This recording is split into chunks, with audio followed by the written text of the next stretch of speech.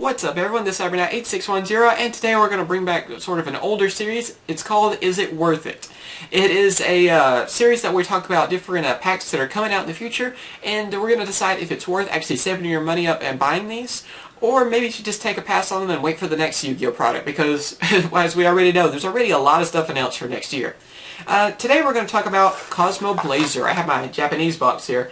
English version has not come out yet. It's coming out January 25th of 2013. So, of course, we're going to have a little bit of a wait, not too long though, so you might be saving up your money or whatever for this set, and maybe you're wondering, should I even spend money on this set? So we're going to try to help you out with this on this video. In this set also you have the ZW archetype, you can see over here. The ZW archetype is one that we've seen before, so they're not really new, but it's kind of a new take on them in Cosmo Blazer. They're more based on summoning Utopia, which is really nice, instead of really working with Utopia Ray. The previous cards mainly worked with Utopia Ray, and weren't really worth using.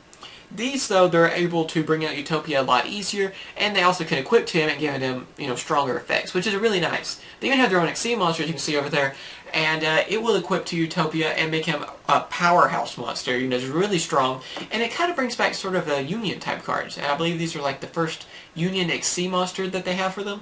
So yeah, I think it's going to be really helpful, and mainly going to be a more for fun archetype for people that really like Utopia and a lot of Yuma's cards, but I don't really see them. I don't think they're going to do too well in the meta, but for fun, I think they're going to be really fun to use, and I plan to build them just for that reason alone. It's because, you gotta love those archetypes that are just mainly fun, and that I actually see a lot of potential in them, though. I think that maybe in the future they'll get a few more cards that maybe will make them a little bit stronger, but for now, I don't think they're going to be in the meta. But they will be a deck that you can just kind of relax, have fun, and use, and be relatively cheap, I think.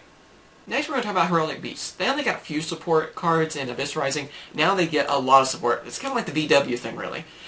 Basically, they get a lot more cards where they can search, and just basically a lot more cards in their name, so it makes it where number 8 is actually way more useful and easier to summon. They're just based on really XC summoning, whether it be from the graveyard, which is kind of their biggest powers, they can XC summon from the grave, and other things, similar to that. We did a deck profile on them pretty recently, so check it out if you haven't.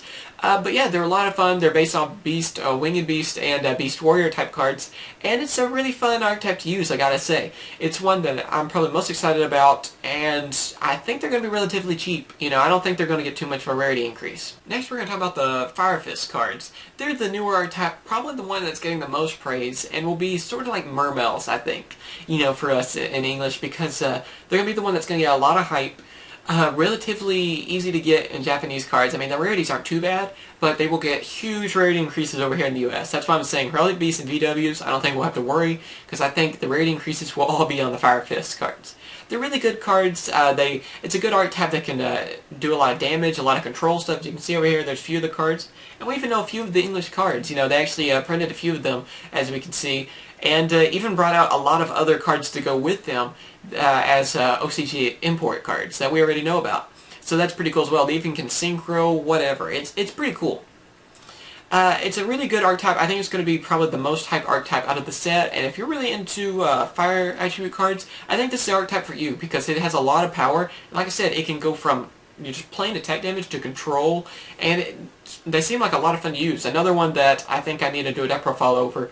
I mean, honestly, you guys, I gotta level with you. If I had the money, I would make a deck profile of all the archetypes. So we're gonna have to do a few of these on DN, of course, our Dueling Network. The next archetype that's coming out is Haze Beast. I kind of feel bad for this archetype because it's going to take a back seat to the Fire Fist. I mean, you can already tell what's going to happen on these. They're kind of more like the older style of fire monsters where they do more damage and kind of stuff.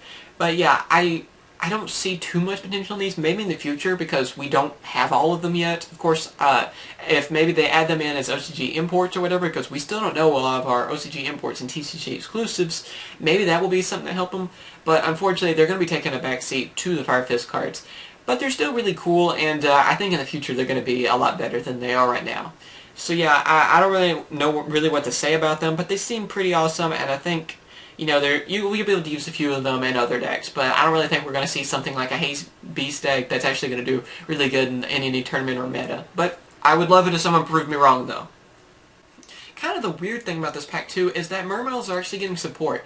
Kind of seems odd since it's mainly a fire pack, but why not? Just why not? Anyway, they're getting a few different cards out there, as you can see over there, and Abyss Lead is one of the main cards. It's kind of like Abyss Megalo, and I think it's going to really power them up as well, because it's another card that's going to be easily able to special summon from the hand, and also being another level 7.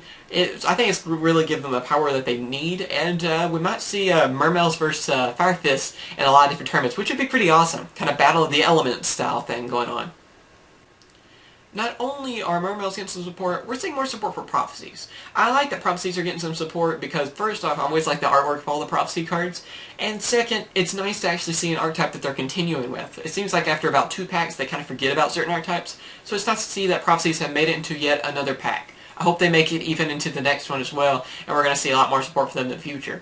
Because it's a pretty cool archetype. It reminds me of like the old days of Dark Magician for some reason. You know, just seeing those spellcasters out there, and yeah, I just think they're a cool archetype. Not much to say really. I mean, they're doing really well right now, Prophecies are, and more support I'm sure will help them do even better, hopefully.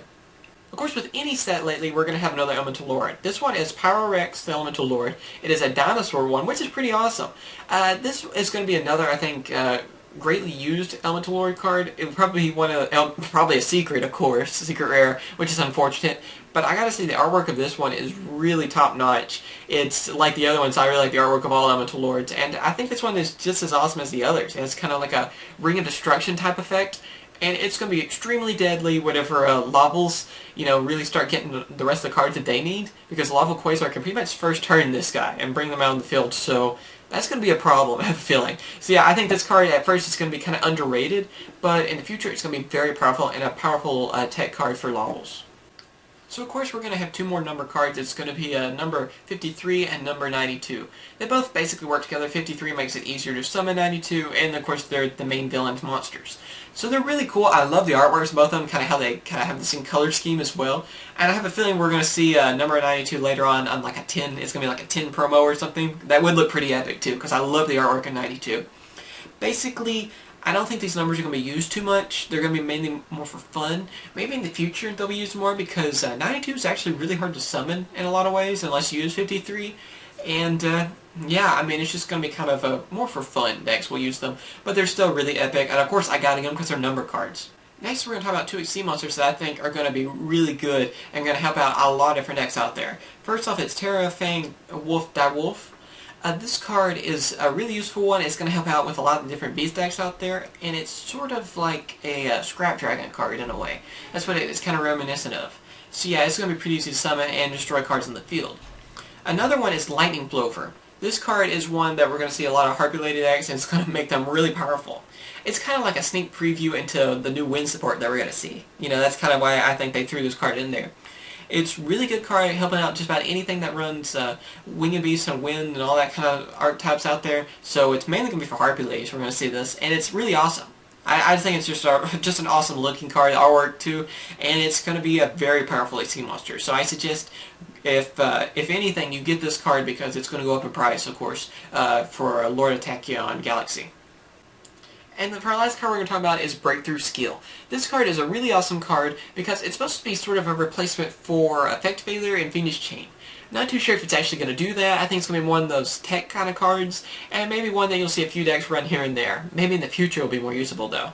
I love the art though too. It has like Dolka reaching in or whatever. It looks really awesome, as you can see over there. And yeah, I think this card will be more useful in the future, but it'll be kind of one of those that a lot of people won't really look at. It was a super rare in Japan. I have a feeling I'm going to guess Ultra. That's going to be my guess. Remember that. I'm going to guess Ultra Rare for us in English because, as you guys know, our rarities just about always increase.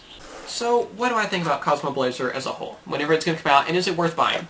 First off, of course, I'm making this review before we know the TCG and OCG stuff that's going to be added into it. As you guys know, there are like 10 cards that they added, 10 TCG exclusives that Japan didn't get, and 10 OCG imports that Japan got in other ways that will just be added to the pack for us. We don't know those yet, so they're not really part of this review. What do I think, though, the basic set of Cosmo Blazer? Cosmo Blazer, I think it's a great set. I think it has a lot of great potential. If you're after the Fire Attribute monsters, I think it's going to be freaking awesome. You know, it has a lot of the cards you need, Fire Fists, different stuff like that. If you're not really none of these archetypes I talk about interest you at all, then maybe you should pass on this one. It has a few cards in there that you can that you should still get, like Lightning Plover, which I think will go up in price dramatically when Lord Tachyon Galaxy comes out. But it's one of those things that you could probably buy or trade for later on, so you don't really have to buy a box for it. Of course, ultimately, it's your decision, but I would say this set is worth getting.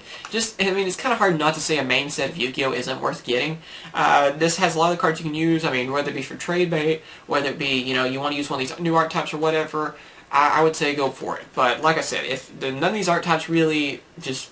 you're just not interested in any of them, maybe you're just interested in, like, 2 or 3 cards, a handful of cards, or whatever, I would say just go ahead and buy the cards you need or trade for them and just not get the box. So yeah, be sure to tell me what you guys think about this set. Is there like a card I didn't talk about that you think is really worth getting? You know, there may be a certain card out there that I didn't cover that you're really excited about. Tell me in the comments what that is, or even make a video response. I'd love to actually hear what you guys have to say on that. As always, thanks for watching, and I hope you guys enjoyed like this new style of this video. And tell me what you think, of course, in the comments. Remember to like this video, it does help out a lot, and subscribe. As always, thanks for watching, and I'll catch you guys later. See ya! Hope you've enjoyed my latest video. Be sure to check out the next and previous buttons that are down below so you can see some of the past and future videos that I've made, and also be sure to check out the 2 featured videos that are on both sides of me. Thanks again for watching, and be sure to comment, rate, and subscribe. Later, guys.